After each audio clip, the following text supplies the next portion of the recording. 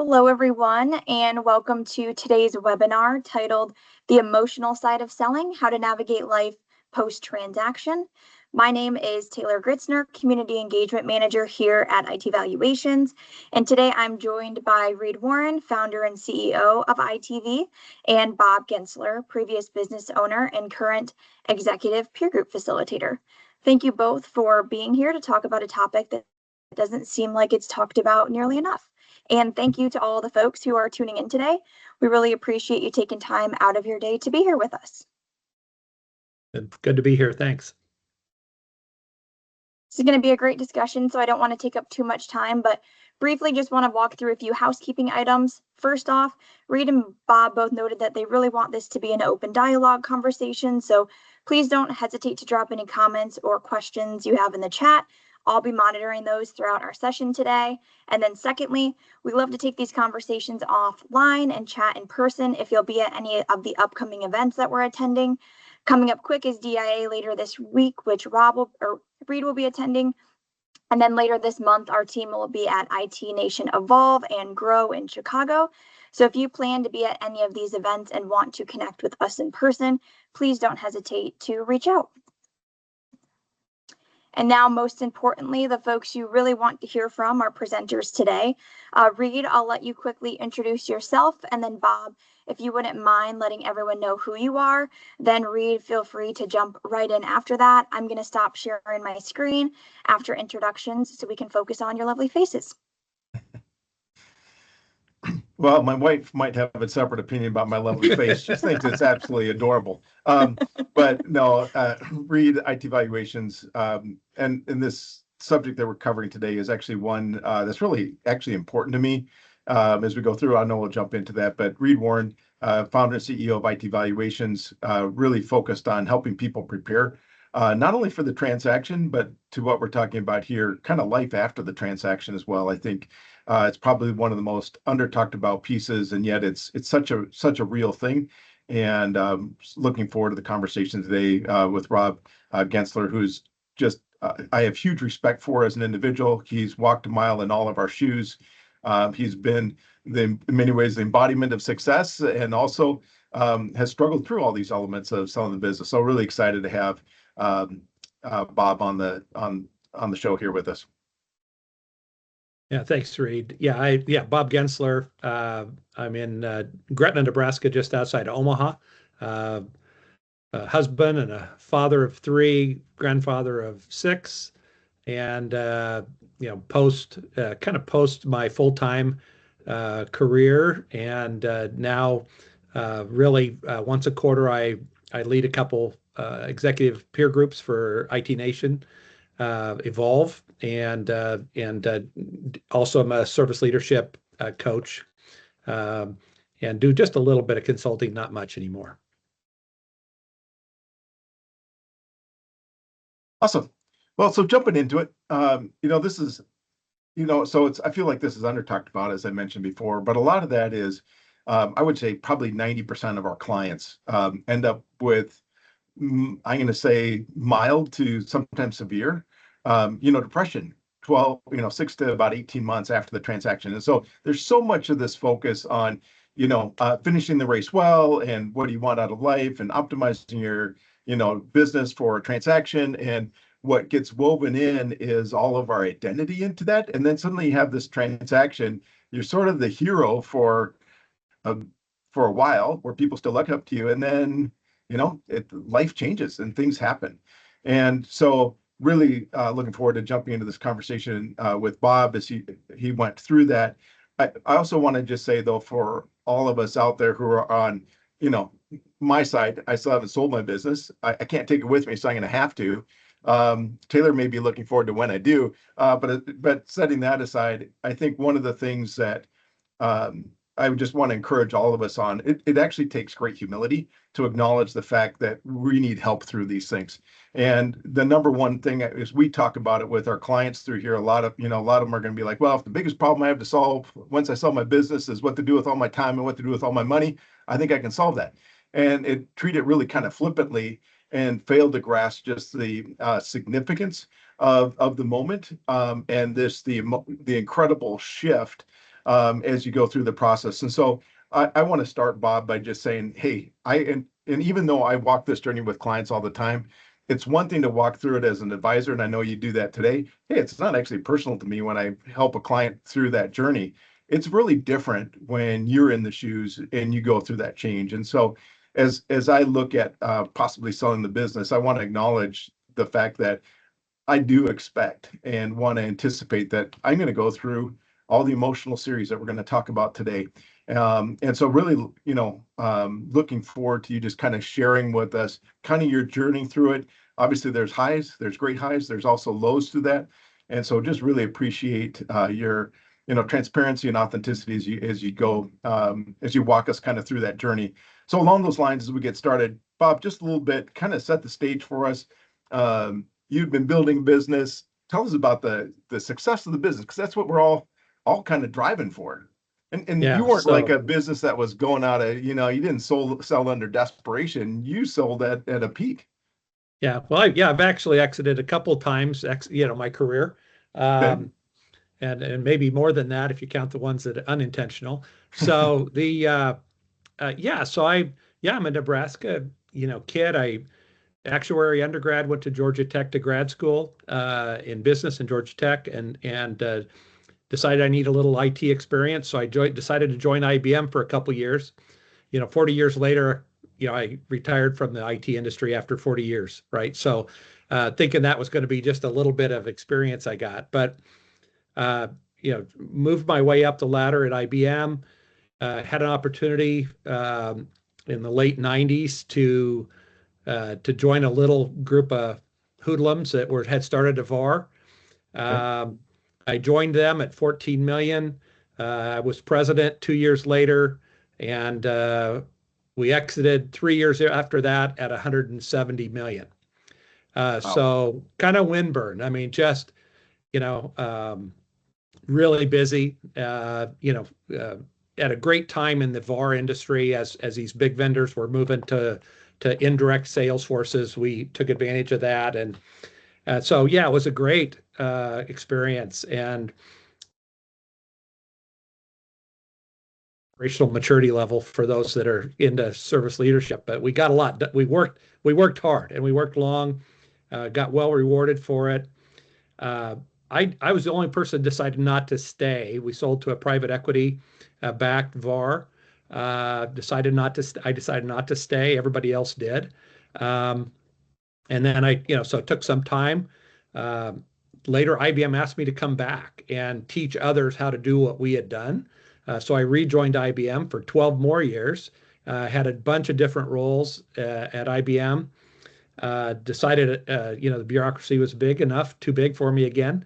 And I left and did a little startup that didn't go well, that failed, and that I did join somebody, and that failed. And so I had another exit, and then I got asked to help turn around an MSP that was struggling, and I got introduced to the managed service business for the first time in small business rather than rather than the enterprise. And so kind of dove into that. It was a family office. So I worked for a family office for 5 years. We got that turned around. I left that business. Continuum asked me, for those that know Continuum, asked me to come and see if I could help do a better job of selling to CEOs. And by the time I accepted that and joined, we were owned by ConnectWise. And so I stayed at ConnectWise until September, a year and a half ago, when my daughter was diagnosed with cancer. And I just kind of, with very short notice, said, hey, I'm done. My family needs me and I'm done. I would just say and we'll talk about this, I think is the story, is we'll talk about the difference between now and the tools I had to leave and prepared for versus, when I was 40, 22 years ago, 20 years ago now, when I exited kind of without a plan, just, because of an opportunity. So, so that's kind of my journey. I was, always, active with my kids, coaching, doing all that, active in the church, elder in the church, active in the community, just a busy guy. But yeah, so that's led me to here. Well, it's so awesome. And so when you come back to like that situation, I think we're going to be talking more about that first one of going from 17 to 140 million, and then kind of exiting at a pretty young age. Just walk us through the tail end of it. Obviously, it's an exciting moment. It's a big moment. You've 10x the value of the business effectively, over 3 years as a part of that. And so you have kind of like your Super Bowl moment. And so just kind of walk us through the excitement of that. And then what did you find on the backside of that? Yeah, that's a great way to describe it. I mean, for me, it was, I mean, we were working, long, 18-hour days, working hard, racing, and, growing that fast. I mean, we had no working capital was just consumed. I used to tell the credit corporation who financed all of our transactions, I'm like, you got me hooked on your crack. We were growing so fast and consuming all the capital. And gosh, and we were, people were looking up to us, telling how great we were. The vendors all wanted us to represent them. But as the president, I was just like, man, I mean, I had a lot of sleepless nights. I remember laying awake, setting up all night, writing my perfect storm letter. This wasn't like Tom Cruise, this was like, it was like I'm like, any one of these things happens, we're dead, right? Right. And, and along came an opportunity. I had never really, except through grad school and stuff, never really knew much about private equity. And private equity, big private equity, Thoma Bravo had bought a VAR and started doing roll-ups of VARs. And I mean, they sold 20 years later at $3.5 billion Wow. VAR to CDW, right? And that, one piece of that was the company we built. And so, yeah, you come out of there, kind of thinking you're the man, right? I mean, and I would, listen, I loved the people side of the business. I cared a lot about the people. So, a lot of them, would have said, Bob, man, you helped. I mean, I'm a developer. If you look at StrengthsFinder, I mean, at my core, I'm a developer of people. I love doing that. So it was a fun time because we had so much opportunity for new people to develop and grow. And all of a sudden, and I just so decided to exit. Part of that was because of the stress on myself and on the family. Yeah, so, and I remember, an IBM executive once when, they wanted me to move, way up the ladder in IBM. And he said, Bob, you got to decide who you're married to, the IBM or your wife and family. And I'm like, and that's when I just chose to leave IBM. And I kind of felt like I was at that spot again where I needed to exit. But I hadn't thought 5 minutes about what to exit to. Right. And so just walk us through those emotions. I mean, walk me through it. Cause I mean, in the end, I am sort of the face of IT valuations and we're scaling and growing. And I expect that this will be a successful venture and you're going to go from, I mean, no offense to the audience here. Yeah. I have clients who love me. I have employees that love me, we're working hard and we're making things work. And yet, there's going to come a point in the transaction where that shifts. And so what is on sort of on the backside of that? Just walk us through it. Well, it's a really beginning of probably what I'm most grateful. The pain that I got was probably what I'm most grateful for in my life. And at this point, not then. It's everything you read. I mean, it was a honeymoon. It was good for 6 months. I got to finally get out of the fire. I had some money in my pocket. I was able to fund some college program, college, savings accounts. I was, it kind of, started feeling, that part felt pretty good. And, but boy, it got quiet and it got quiet fast. And, Kathy, my wife would say, I'd say, and Bob, I don't work for you, and so I'm like, I mean, and you start to realize, I mean, the things that worked for me as a leader and as an owner no longer worked, right? And all of a sudden, you're exposed, and what you realize is, you take your finger out of a pool of water and it leaves a little ripple, but it closes right in. And guess the old company kept running. It was just exactly what I wanted. Right.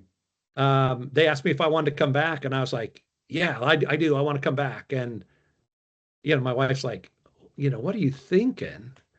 And, she was right, and it was just like, I needed to find, you have the identity crisis, if you want to call it that. Who am I if I'm not that? Right. I had been told in IBM and in this company, a lot of, you know, about how great how much potential I had. We had a lot of success, and I don't think I got hung up on that. I never thought I was motivated by money, but it all kind of adds up into our identity and to kind of what we think. And all of a sudden, you get exposed. And the other thing it exposed is how you medicate. How do you medicate all those feelings, whether that's, alcohol or food or control or drugs or sex, or, you pick your your addiction, if you will, and your habits and the things we use to kind of medicate life, right? And put, and kind of get through life. And all of a sudden those become amplified, right? And so you just go, well, what a mess. And I finally, and thanks to my wife and some others that said, hey, you got to get some help, right? And I said, hey, yeah, I need some help. And I finally asked for some help, realized that, other people saw me better than I could see me. Right. And once I admitted that and said, hey, I could use some help, the one thing I had is, one is I had the resources to go do something about it, right? I had the resources. And two is I'd always prided myself and kind of outwardly said, nobody can outwork me. I can work harder than anybody else. And I would never ask anybody in the company to do something that I wasn't willing to do myself. And so I worked, and that served me well going into what I'll say recovery, if you will, into help, because I was willing to, to go jump in and to go do the hard work and the what I call excavation work to figure out, why did I have all this and feel like I did? Yeah. Well, I think it's so true. I think, and again, I have Taylor on the call here, so it keeps me humble here. You just go through it. As owners, hey, we really learn and teach ourselves how to have a good facade. You have to have boldness. You have to have confidence. You have to be decisive. You got to move. You got to be fearless. And I know we were talking about this before. I one of my favorite scenes around that is the first Jumanji with the Rock in it, Dwayne Johnson. There's just this pivotal moment when they all realize they're going to be dead if they don't, get through the game, and everybody's kind of looking at each other, and then there's this great shot of Dwayne Johnson looking into the distance with the hills and adversity ahead, and you kind of go, man, here's somebody we can follow, bold, courageous, strong, right? And then the camera pans around to the front side of him, and he's going, please don't cry, as he's terrified as he has to take these pieces on. And I think there's just such an element of that we learn how to cover things well and mask that fear, mask the emotions, mask that, because hey, we're expected to be able to lead. And then as you go through that, I loved your point really about other people see you better than yourselves. People see through the facade. And it takes humility, and it takes a willingness to be able to listen, to be able to get the support, that you need all the way through it. And so just, touch on, on that whole piece of, I don't want to say hiding. I think you called it the iceberg, just so that there's a whole lot below the surface that. Yeah. Well, first of all, I didn't shed that image very easily, and not all at once. Yeah. I mean, and so, whether you call it a poser, whether you call it the tip of the iceberg, whether you call it our fig leaf. I mean, however we, you know, whatever we want to call that, I mean, we've created that. What I learned was I created that, long before when I was a kid, right, to get through life. And so, I would talk about the iceberg. Let me tell you a little bit what I learned. I think Sure. we'll put it in context. So as I started to dig into this, you start to realize, and other people's eyes on my life and on myself, I grew up in an alcoholic, abusive home, made me really hyper vigilant, very intuitive, which served me very well, but it also let me know which dad was walking in the door, right? Yeah. And I was good at avoiding confrontation, which made me a pretty good negotiator. And I always was seeking affirmation because I was never enough for him. Well, Right. Those things all, so I ended up with being a very driven, hardest working guy you'd ever meet, right? And but and I got rewarded for that at IBM. I went up the ladder, kind of extremely fast. Had a lot of responsibility early. I did well. School I overachieved. I mean, all that stuff.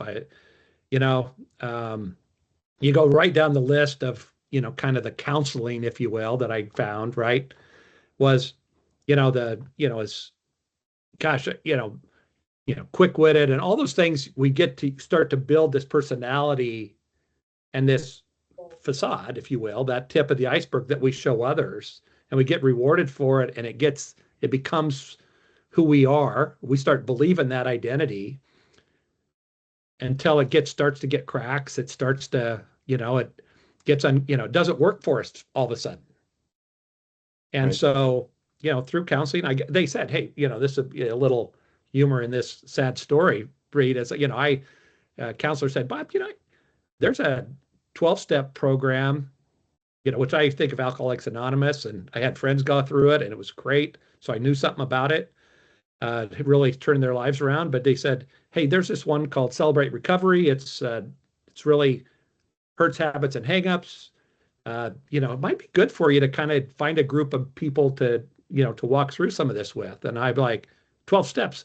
What's the fastest anyone's ever done 12 steps? Right. I'm going to be the fastest one ever. I mean, and if you look, if you anybody who's been around that stuff, I mean, looking back, I mean, it was hilarious because, and guess what? 18 months later, I was on step like 3, right? And I joined, but I got asked some good questions, which is, do you want to get well? And before you want to get well, you got to admit you're sick, Right. and, what are you really searching for? And, for me, affirmation, fear of failure, a lot of those things drove me, and they paid well, because they served me well in the business world. And so, I started doing that hard work. And, and some of me was good. I mean, some of, it wasn't all bad. I mean, it was just like my care for people was genuine. My interest in developing others was genuine. It's nobody cares more about their groups that they facilitate than I do about the individuals in my group. And that is true. That's who I am. I want them to succeed. I love the group. I see a couple of them on here, and it's cool. It's great to see these companies and these people, become whole. My journey it took me, I kind of had to break through that iceberg, because under the water of that iceberg, that person that we show as a leader, maybe, or as an owner, clear at the bottom of that iceberg is, and I'm a Christian guy, so let me just say, it's kind of the truth of who I am, that God made me, perfect and made me good. But in between those two things, a lot of crap happens, right? I mean, we grow up, I think as a man, I'll just speak for that. We all have this huge question, which is, do I have what it takes? Am I enough? And between, alcoholic parents or siblings or coaches or others, the answer often gets told no, you're not enough. Right? Right. And so we strive and we strive and we strive and we find a way, we start to build that person, that outer self that gets us through life and gets us what we want. And so, so I think it gets built for a purpose and it works until it doesn't. And so, I guess from my 12-step experience was, the sooner that happens, probably the better, that we expose, intervention happens for us, right? And mine wasn't kind of a specific intervention, but it was just kind of it's humbling to walk into a 12-step group for the first time. When you've been the president of a $170 million company, right? And, it's like, man, and the first question, and hey, hi, I'm Bob. You start to do that introduction, and it's pretty. It's like, man, I'm just like these other people here struggling with, with life in some way, right? Choose your addiction or your habits, but yeah. So it's a journey that I think that you have to take, or that I had to take. Yeah, no, I appreciate it. I appreciate the transparency, and feel free to dodge the question if you want to.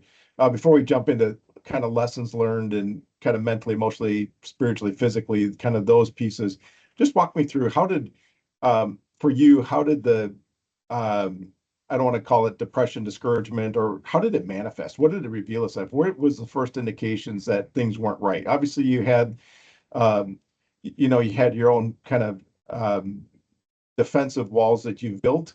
Was it your wife? Was it your kids? Oh, yeah. What was it that said, man, I really do have issues here that I need to go, address. I need to go to a 12-step. What convicted you of that? Yeah. Well, first, Kathy first. I mean, my wife, okay. Long before, she had raised that floor to hit me, a couple of times during my first 15 years of marriage, going, hey, buddy, you got a decision to make, right? Because we don't know you, you're only at work, right? And so the answer is, she had tried multiple times, right? And I couldn't hear it because I knew that if I was successful enough, one day she was going to appreciate all that I was doing, right? Right. That's the self-deception that happens, right? We deceive ourselves to believe that if, and to build these filters, and we kind of hear what supports kind of this mission that we're on. That was one. There was a moment of, I don't know that I was suicidal, but it was certainly, man, this was almost too much, and I felt, how do I get out of this? But I had kids at that point that were just going into college, and boy, I loved them, and they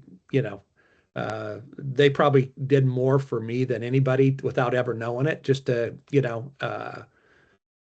because they didn't know life other than what I had shown them either, right? And so that was, there's a series of things, Reed, that I think my wife, some men, my family, a good friend that said, hey, you ought to get some help. Even before I would have said I needed help. So yeah, it was outside eyes. I wouldn't have done it on my own. Okay. So as you walk into, kind of moving to the next part, obviously there's a period of recognition, humility to respond to it, willingness to take action. As you look through the lessons learned, what can we, sort of walk away with today? I mean, for myself, I've shared with my team, my goal is to somewhere between 63 and 65 be done, and not just, hey, be a member of the team. It's like, no, probably the best thing for the company, the best thing for the team, and the best thing for me is a full parting of the ways. The company, build it up so that others can run it, and whether we do a management buyout or whether we sell to private equity or whatever is still to be determined. But as I look at, I've got 5 years, but let's say you got 3 years. What kinds of things as we prepare for a transaction should we be preparing for, from that kind of mental, emotional, spiritual, physical side of things for a transaction and for life after a transaction? Yeah, that's a great question. And listen, there's a ton of assessments out there on retirement readiness assessments, and they're you know what, they're all pretty accurate. I mean, if you get past the first 3 pages when you Google it, the first 3 pages are what's your number, right? Do you have Right. what's your financial number, right? So, and we all talk about that. So I get it. But once you get past that, there's other ones, I mean, identity is it. Do you have hobbies? Do you have a social network? Do you have, you know, uh, all those things in place? Do you have other things you care about besides work, right? Um, I think it's easy to answer those questions without really looking inside about whether those are just boxes to be checked. And that gets down to, who am I, is our sense of identity comes from within. How is that question answered? Am I enough? Because if I'm enough, if I'm okay, then I can put up with anything else because I'm not looking outside for all my validation, right? And Right. so I would say, first of all, I wrote down, here's a bunch of hints, right? Here's things that I wish I'd have paid attention to besides getting hit in the face with a 2x4, right? That says like, where do I feel like I'm faking it? Where do I feel unprepared? Because, why is Dwayne Johnson in tears? I mean, why is he, I mean, there's something, I mean, that's a movie, but it's like, and that's a good question. What are the movies that move me? And I mean, it's like, geez, why did I tear up at that? That's silly. I mean, is it? I mean, there's something that calls deep into the inner side of us. So I would invite people to go do the excavation early. Get a counselor. Not every counselor is good. Most, it took me a long time to find somebody that kind of helped me.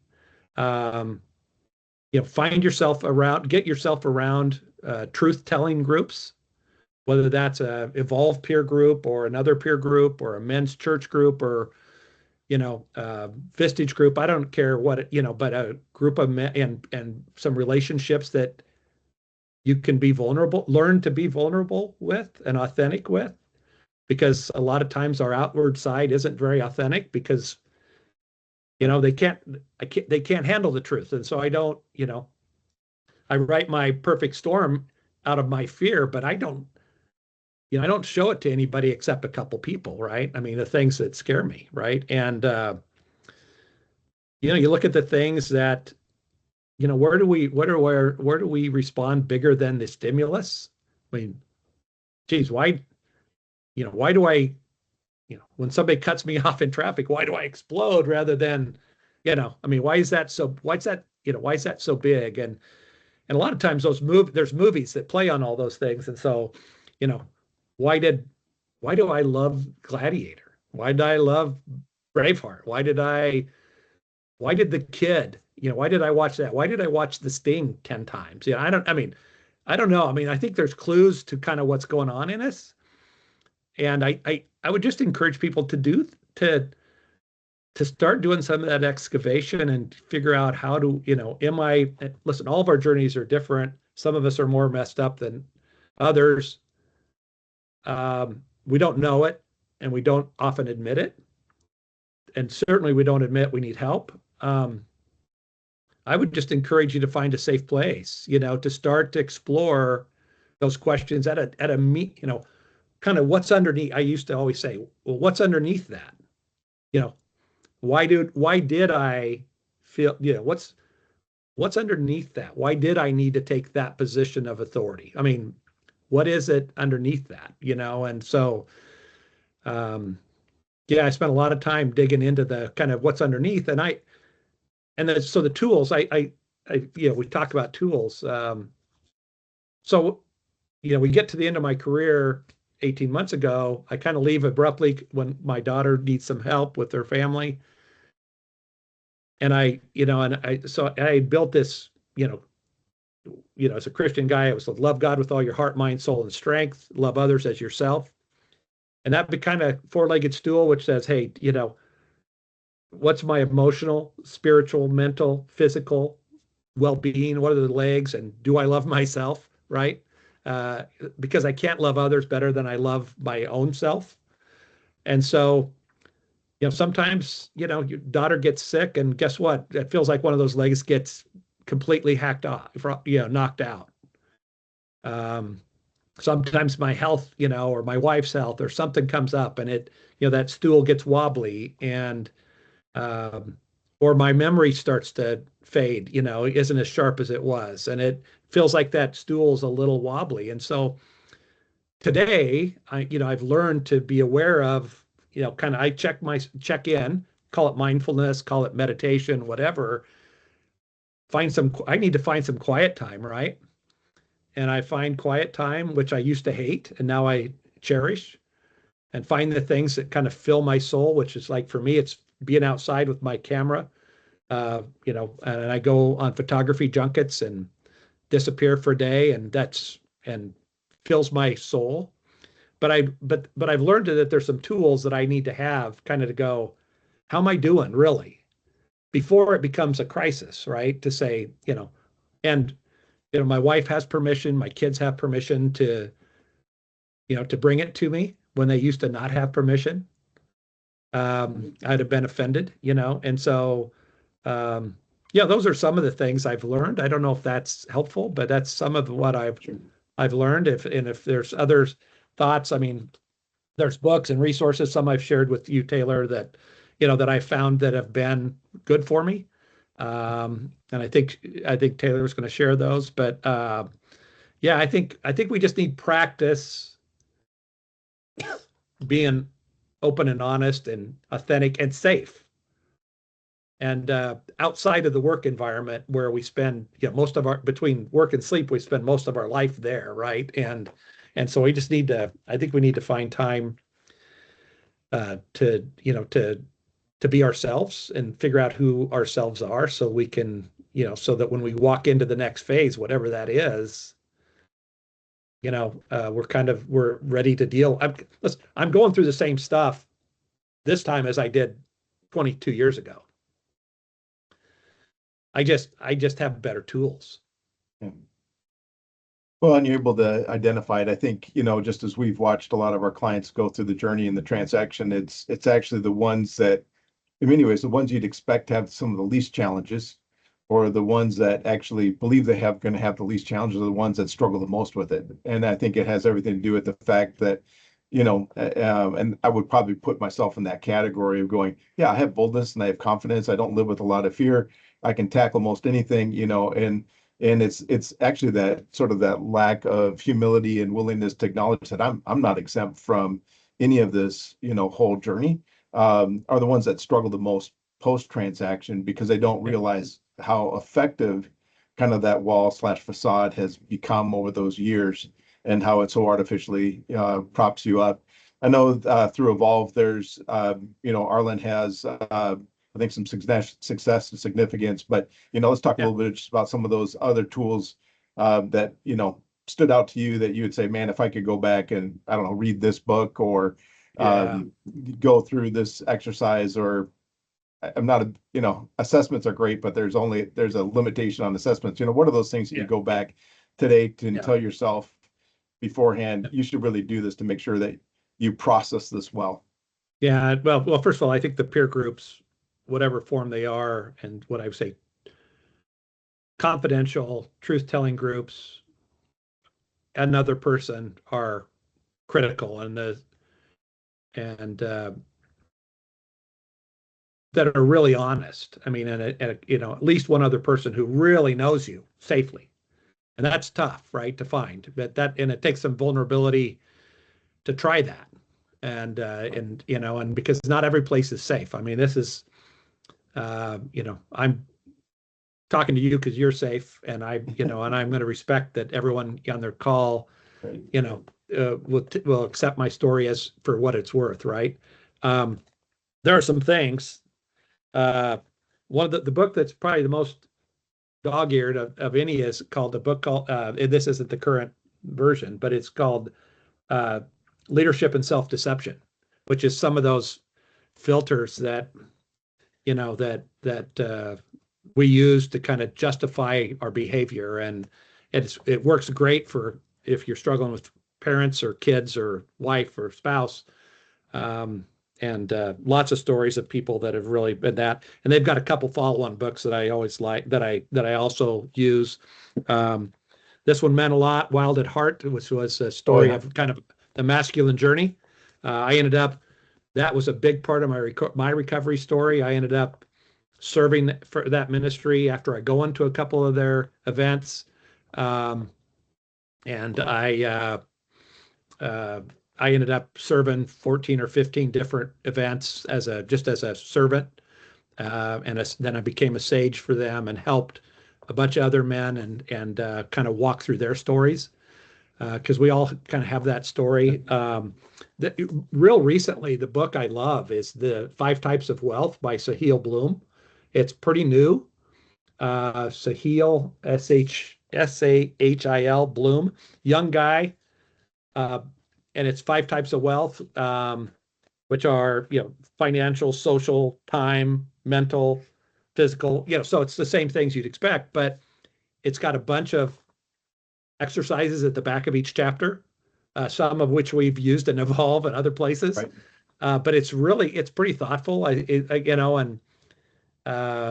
really thoughtful as he's tried to figure out, oh crap, it's not, his story is right. He realized that, he lived in California, his folks lived in New York, and they were aging, and he realized he was going to see them. He saw them twice a year, and he's going to see them 10 more times probably the rest of his life. Yeah. And went, oh crap, right? So I think we've, so those are the books. Like I said, I think counseling, I think peer groups. I saw EO, whether that's Young Presidents Organization or EO or Evolve or other peer groups. I think all those have the opportunity to, if you'll take advantage of them, to start to, kind of till the soil and excavate. If you'll pay attention to the stuff that stirs in you, and then say, hey, I might, boy, this feels a little bad. I mean, if you've got some medication, ways to medicate that you need to address, I mean, go deal with them, because they're just going to get amplified when we don't. And I mean, I still wrestle with food. One is I love to cook. That's for somebody who's easily a food addict, that isn't a great thing. So I struggle, kind of balancing that my stool in that case. I mean, not overeating and, so I'm always, I mean, I'm never fixed. I'm just always trying to, move. I think what they say, you're either moving backwards or moving forward. So you're trying to get healthier and more balanced and try to take in that, the identity that at least that Jesus offers me, in my life, that says, hey, if I would just truly believe that, and so, I think it's a journey. Reed, I don't know. I don't know if other thoughts I welcome. Yeah. No, and I recognize that. I think it takes intentionality, I think, is the key thing. I've been in a lot of peer groups, and I've seen some peer groups do it phenomenally well and hold each other accountable and are there for each other. And I've seen other peer groups where it's just all kind of beautiful facade, in that whole piece. Yeah. And so it really does take intentionality, and it takes, surrounding yourself with people of character who love you more than your feelings. And what I simply mean by that, I have I would say a good friend of mine, helped him sell his business, but he's very much that in my life, where it's like, I love you enough to tell you all the stuff wrong with you so that you actually take corrective action. And so as much as I give him a hard time about every time I get together with him, I feel like I'm getting hit with a 2x4, it's because he cares actually enough to do that rather than just helping me feel good about the situations. And so I look at, having those people and so working to put it together just in my own life, it's not a lot. I'm not an extrovert as much as I may come across that way. I prefer to have just a handful of, deep relationships, but it is about having at least a handful of people that know you well, who are willing to not drink your Kool-Aid and tell you the truth. and speak truth in love, and really be able to address it. I think if there's anything I've learned just on my own journey, it's when I ignore those people because I think I've know it better than they do. That I is when I've gotten into the kind of the deepest weeds or the most trouble in my life is because I just haven't listened to um, not only wise counsel but those closest to me who know me best. And I loved the book you had there, Self Deceived, because I firmly believe that we are. You'll be able to see the flaws in Reed Warren better than Reed Warren's going to see the flaws in himself. Because I believe I'll overcome it, and I believe the facade that I keep building and I keep reinforcing all the way through that. And so just really important to have those relationships around you. And as you go into the transaction, having people, and I would say this is just something from the transaction side, having people that are fully aware. A lot of times you're afraid of being fully aware and fully transparent. I can't think of anything more valuable than somebody that's fully aware that can really breathe life into you and in many ways help hold you together through a lot of those pieces. So a lot of good stuff here. One other resource I have, and I promise that I didn't take the title from here. The Emotional Side of Selling, Jameson West. Super appreciate it, Jameson. I see that you're on here. Actually, the first session I got to do on this subject was probably, I don't know, what was that, Jameson? I'm going to say 8, maybe 9 years ago. And I was moderating a call with George Bardici, and we were talking about, selling the business, and Arlen was talking about the transaction, and Jameson was talking about, kind of his story, what kind of led into this book, and just, you go from kind of having it all together to stuff happens and you suddenly realize you don't have it all together. And so again, great book. And I know Jameson well enough to know, feel free to reach out to him. He'll even give you autographed copies of it. No, but seriously, I think all of us, are here to really are here to help each other through this. And I think the reality is if we were all willing to be transparent, we'd all get through it a lot better because we'd all be able to accept we're so afraid, me included, of, that people are going to walk away if I'm not that strong image that we need to be. And I think when I've been vulnerable to the people around me, it's actually when they become most endeared to me, and willing to most help out. And so I think it's sort of counterintuitive on that whole journey. And so for you guys, I don't know, Bob, if you're okay with it, but hey, if you reach out to us, we'll help you connect to Bob or to I know Jameson, you've been willing to help people out along that journey and just talk to people through it because it's just so important. It's hard to do it in a group setting like this, to be kind of the real raw self on that. But on a one-on-one, you can get in and just talk about it. Because I know, through that journey, discussions of divorce happened. I know that happened for you, Bob. I know that happened for Jameson. It's just like, hey, and that was just not on your radar when that came up. And it didn't, you maybe said it shouldn't have been a surprise, but it was a surprise because you figured you could always work through it. And again, I don't want to walk into my own journey assuming that, I want to have those conversations with my wife well in advance so that we're not in the place that's doing that. And again, think so much of it is just acknowledging the fact, having the humility to be able to accept it, humility to be able to discuss it proactively, and be able to take steps along that way and along that journey. So I agree. And I would just, Reed, I would also say, our spouses have their own story.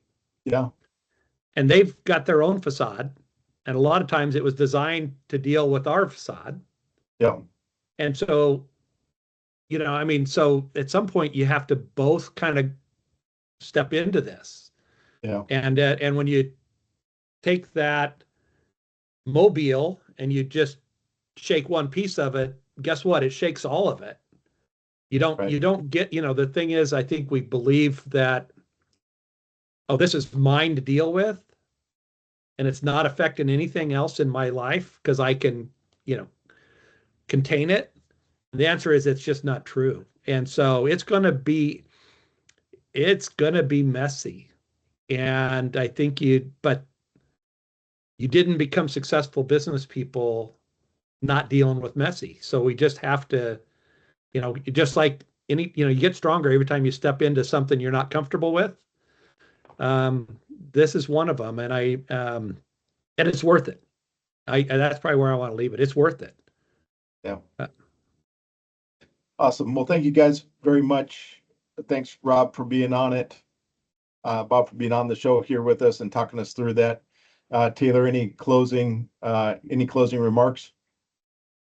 Yes, I will send out the list of resources that both Bob and Reed shared today, and then keep on the lookout in your email today for a copy of the recording, the session highlights, and then this list of resources too. But just thank you all again for being here today, and thank you, Bob and Reed. Yeah, thanks. Thank you, guys. Have a great day, everyone. Appreciate it. Thank you.